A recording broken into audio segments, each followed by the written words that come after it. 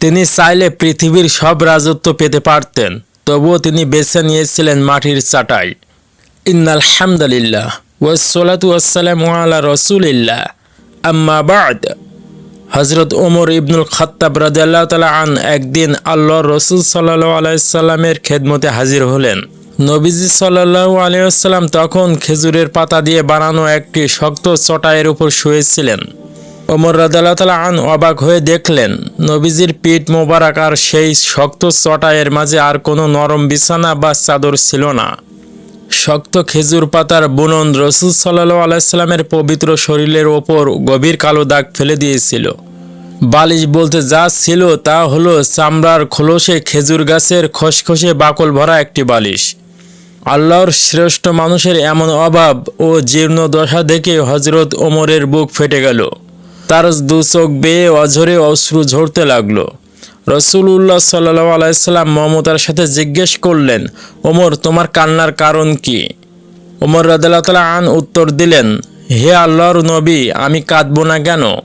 এই সামান্য চটাই আপনার পবিত্র দেহে ক্ষত তৈরি করছে, অথচ ওদিকে রোম ও পারস্যের রাজারা কাইসার ও কিসরা বিলাসিতার পাহাড়ে বাস করছে, ঝর্ণা আর বাগানের নরম বিছানায় আনন্দ করছে, অথচ আপনি তো স্বয়ং আল্লাহর প্রিয় বন্ধু ও শেষ নবী।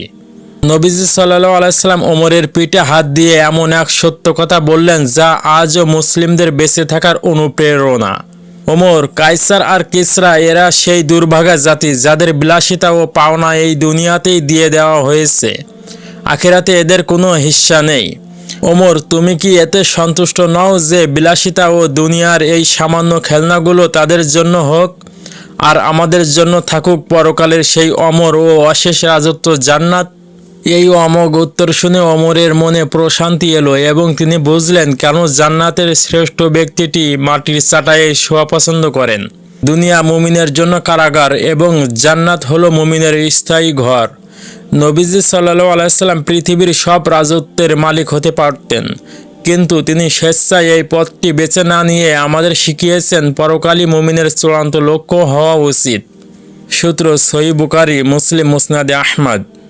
এই দুনিয়া ক্ষণস্থায়ী আর জান্নাত চিরস্থায়ী। এমন আরও বিস্ময়কর ইসলামী ইতিহাস জানতে গ্রিন বার্ডস চ্যানেল সাবস্ক্রাইব করুন।